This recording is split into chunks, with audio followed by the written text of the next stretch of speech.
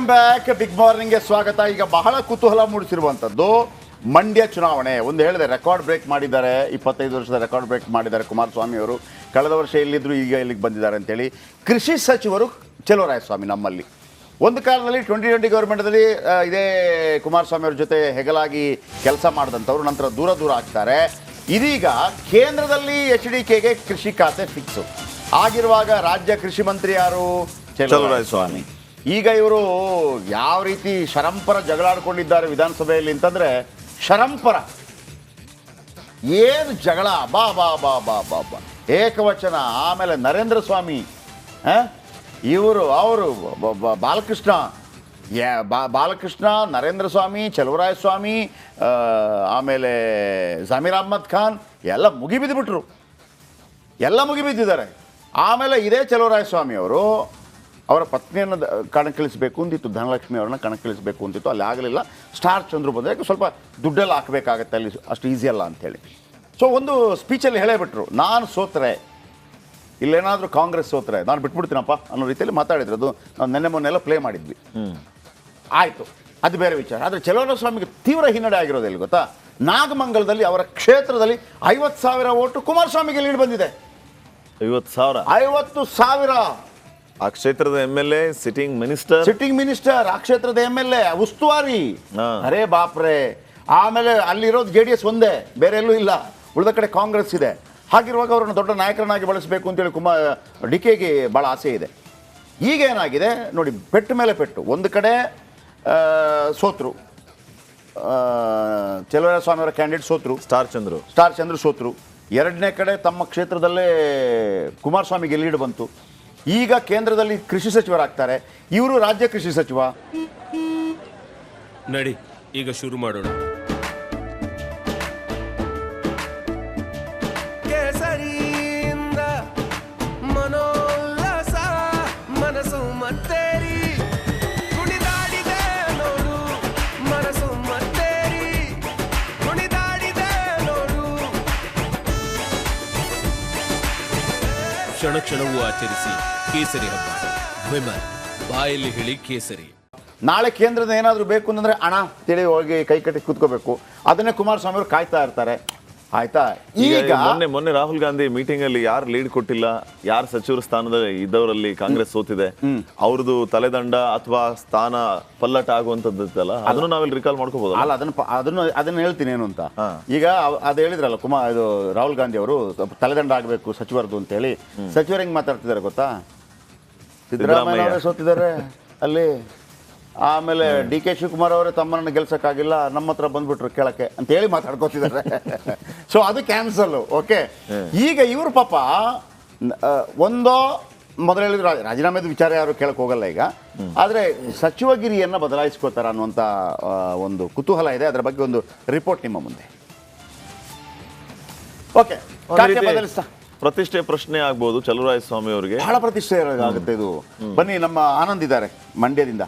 ಆನಂದ್, ನಾನು 3 ಪಾಯಿಂಟ್ ಹೇಳಿದೆ, ನಿಮಗೆ ಗೊತ್ತಾಯ್ತು ಅಂತ ಅಂದ್ಕೊಂಡಿದ್ದೀನಿ. 25 ವರ್ಷದ ದಾಖಲೆ ಮುರಿದ್ರು.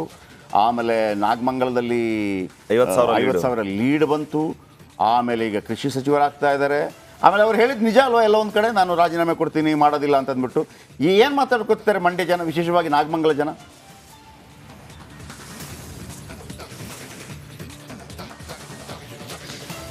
ಜಯಪ್ರಕಾಶ್ ಶೆಟ್ಟಿ, JDS ಮುಗ್ದೇ ಹೋಯ್ತು ಅನ್ನೋ ಸಂದರ್ಭದಲ್ಲಿ ಕುಮಾರಸ್ವಾಮಿ ಅವರು ಐತಿಹಾಸಿಕ ಗೆಲುವನ್ನು ಸಾಧಿಸುವ ಮೂಲಕ ಕೇಂದ್ರದಲ್ಲಿ ಸಂಪುಟ ದರ್ಜೆಯ ಸಚಿವರು ಕೂಡ ಆಗಿದ್ದಾರೆ. ಈಗ ಅವರ ಕಣ್ಣು ಕೃಷಿ ಖಾತೆಯ ಮೇಲೆ ಬಿದ್ದಿರುವಂಥದ್ದು. ಕೃಷಿ ಖಾತೆಯನ್ನು ಕೊಟ್ಟರೆ ಜನರಿಗೊಂದಷ್ಟು, ರೈತರಿಗೊಂದಷ್ಟು ಅನುಕೂಲ ಮಾಡ್ಬೋದು ಅನ್ನೋ ಒಂದು ಮಾತುಗಳನ್ನು ಹೇಳ್ತಾ ಇದ್ದಾರೆ.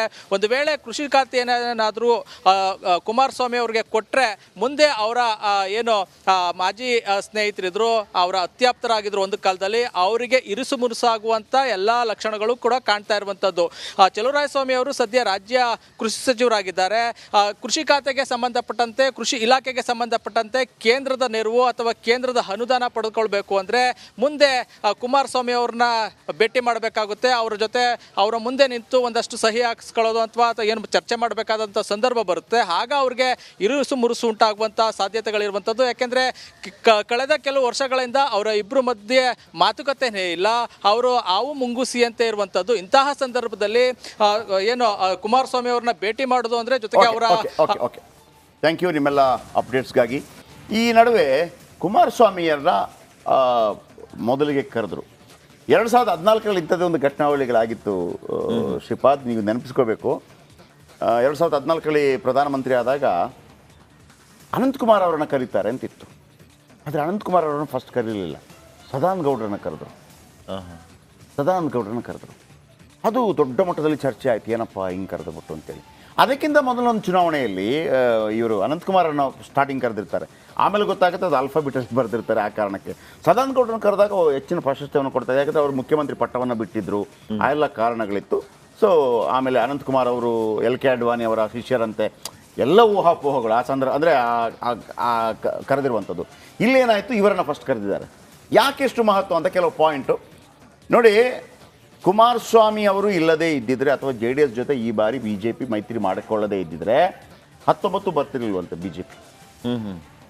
19 ಬರ್ತಿರ್ಲಿಲ್ವಂತೆ.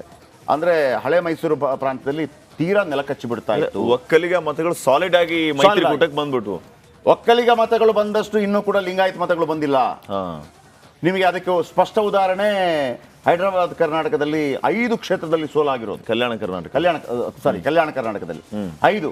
ಆಮೇಲೆ ಅದಕ್ಕೆ ಮಲ್ಲಿಕಾರ್ಜುನ ಖರ್ಗೆ ಅವರು ಕಾರಣ ಅಂತ ಕೂಡ ಹೇಳಲಾಗ್ತದೆ ನೋಡಿ. 5 ಹೌದು, ಅಲ್ಲಿ 5 ಬೀದರು, ಕಲಬುರಗಿ, ರಾಯಚೂರು, ಕೊಪ್ಪಳ, ಬಳ್ಳಾರಿ ನಿರಂತರ ಆ ಮಾರ್ಕೆ ಹೆಂಗಿದೆ. ಆಮೇಲೆ ಒಂದು ದಾವಣಗೆರೆ, ಆಮೇಲೆ ಒಂದು ಚಾಮರಾಜನಗರ 7, ಇನ್ನೆರಡು ಅಲ್ವಾ.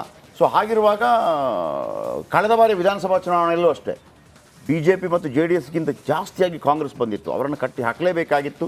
ಒಂದು 6% ಮತಗಳು ಆ ಕಡೆ ಹೋಗಿತ್ತು. ಆಮೇಲೆ ಇನ್ನೊಂದೇನಂತಪ್ಪ ಅಂತಂದರೆ, ಇದನ್ನು ಅಮಿತ್ ಶಾ ಜೊತೆ ಕೂಡ ಮಾತಾಡುವಾಗ ಅಮಿತ್ ಶಾ ಹೇಳಿದ್ರಂತೆ, ನಿಮ್ಮಿಂದಾಗಿ ನಮಗೆ ಜಾಸ್ತಿ ಮಹತ್ವ ಸಿಕ್ಕಿದೆ, BJPಗೆ ಒಳ್ಳೆ ಲಾಭ ಆಗಿದೆ, ಇಲ್ಲಾಂದರೆ 5 ಸೀಟ್ ಕಡಿಮೆ ಆಗ್ತಾ ಇತ್ತಂತೆ ಕುಮಾರಸ್ವಾಮಿ. ಆಮೇಲೆ JDSನ ಎಲ್ಲ ಕಾರ್ಯಕರ್ತರು ಏನಂತಾರೆ 100% ದುಡಿದಿದ್ದಾರೆ ಅಂತ. ಇದು ಇವತ್ತು ಅಥವಾ ಒಂದು ವರ್ಷಕ್ಕೆ ಸೀಮಿತ ಇಲ್ಲ, ಬಹುಶಃ ಮುಂದಿನ ದಿನಮಾನಗಳ ಭವಿಷ್ಯವನ್ನು ನೋಡ್ತಾ ಇದ್ದಾರೆ ಅನ್ಸುತ್ತೆ ಈ ಪ್ರಾಶಸ್ತ್ಯ. ಕುಮಾರಸ್ವಾಮಿ ಅವರು ಹೇಳುವಂತ ರೀತಿಯಲ್ಲಿ ಕುಮಾರಸ್ವಾಮಿ ಹತ್ರ ಕೇಳಿದಾಗ ಇದೇನು ಸರ್ ಹಿಂಗೇನ 2 ವರ್ಷನ 3 ವರ್ಷ ಅಂತ ಹಂಗೆ, ಇಲ್ಲ ಬ್ರದರ್ ಇದನ್ನು ನಾವು ಸುದೀರ್ಘವಾಗಿ ತೆಗೆದುಕೊಂಡು ಹೋಗಬೇಕು ಅಂತಿದ್ದೀವಿ ಅಂತ ಒಂದಿದೆ. ಆಮೇಲೆ ಕುಮಾರಸ್ವಾಮಿಗೂ ಗೊತ್ತಿರ್ಬೋದು, ದೇವೇಗೌಡರು ಇರೋ ತನಕ ಆ ಒಂದು ಒಕ್ಕಲಿಗ ಪ್ರಾಶಸ್ತ್ಯ ಇದೆಯಲ್ಲ, ಅದರದೊಂದು ಆಧಿಪತ್ಯ ಇರಬಹುದು. ಅದಾದ ನಂತರ ಏನಾಗತ್ತೆ ಅಂತ ಹೇಳಿಕ್ಕೆ ಬರೋದಿಲ್ಲ. ಅದನ್ನು ಗಿಟ್ಟಿಸ್ಕೊಳ್ಳುವಂಥ ಪ್ರಯತ್ನ ಈಗಿನ ಸಂದರ್ಭದಲ್ಲಿ ಕುಮಾರಸ್ವಾಮಿ ಅವರೇ. ಯಾಕೆಂದರೆ ನೋಡಿ, ಒಂದು BJPಗೆ ಹೆಚ್ಚಿನ ಮತ ಕೊಡಿಸಲು ಯಶಸ್ವಿಯಾಗಿದ್ದಾರೆ, ಕೇಂದ್ರ ಮಂತ್ರಿ ಆಗಿದ್ದಾರೆ.